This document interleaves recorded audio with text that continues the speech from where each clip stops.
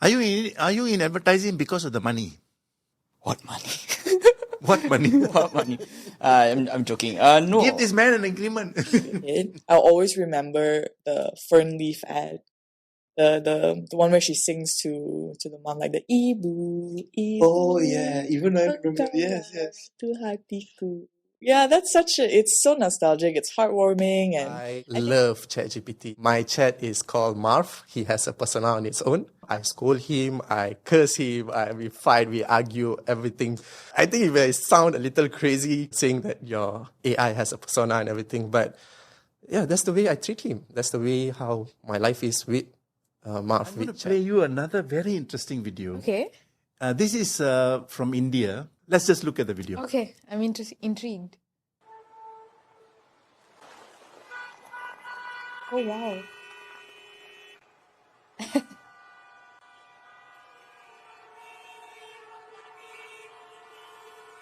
This is a very clear example Yes. of what you were saying about faux or fake. Fake out of home. Yes. Out of home, this yeah? is very much it. Because to be serving tea like that, it's unreal. But But it's there is what's a billboard like captivating. this. Yes, I'm sure there's a billboard like There this. exists like this, yes. And the the person is movement- actually pouring the tea, the 3D part. Oh. But like you say, Yeah. this video that we saw was actually taken And animated. and there were some birds flying past, and there was this sound. Yeah. There was a sound of the traffic blaring their horns. So this video that we see, Is what was put on social media. that's correct. Yeah, exactly to your point earlier.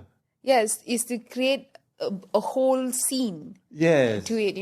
So billboard it creates a big scene to it, and when you put it on social media, it captures people's attention, and so it's so big. Yes. So I actually started as a long form writer when I enjoyed writing long form. Okay. Yeah. And when it came into copywriting, I was like, wow, every time you hear this comment, shorter. But I think someone once told me something which I really agree with. Good copywriting is good thinking. As long as you know how to talk, right? Like how you talk. And it becomes a practice, and I honestly think it's something anyone can pick up. It is, but I think there's this misconception that, if I'm a writer, I have a huge vocabulary, I speak really good English, use jargons. No, not really.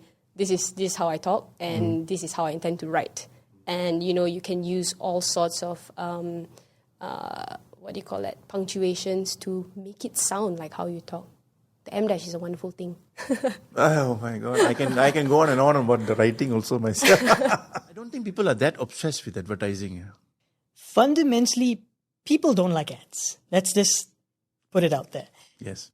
There's this old quote from Howard Gassage, one of the advertising legends of the industry, and he said, people don't like ads. People like what they're interested in, what they're passionate about. And sometimes that's an ad.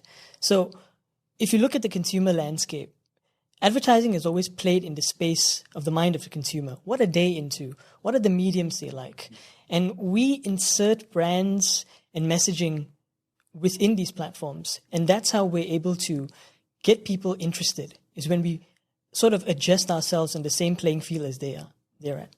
When you were saying insert is a very polite word, some people would like to say interrupt them, and then try to, while they're being interrupted, feed them some commercial messaging. As a brand strategist, I also work in client servicing, Yes. where I talk to, I'm basically like the middle person between client and the creative team. The gatekeeper. Yes, the gatekeeper, sort of the gatekeeper.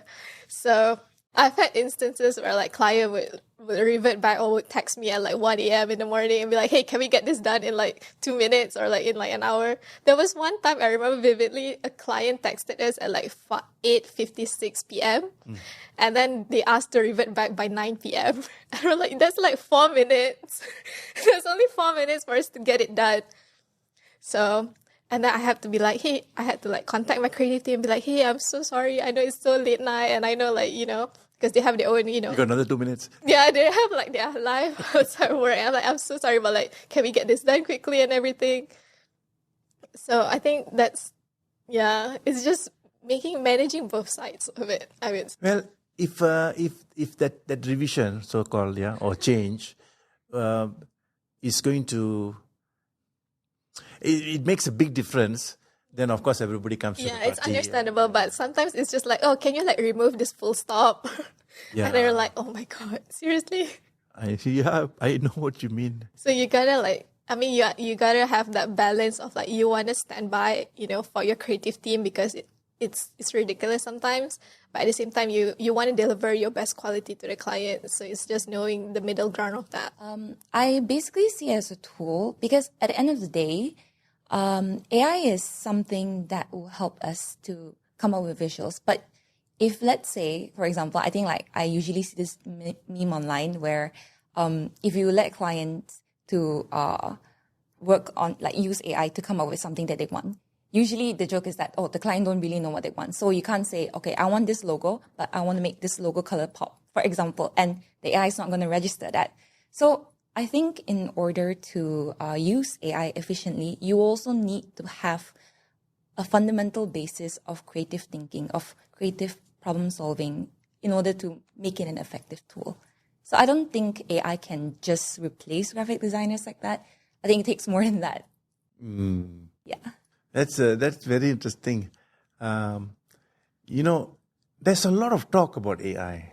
Yes. It's not. It will continue to be the talk for a long time as it grows.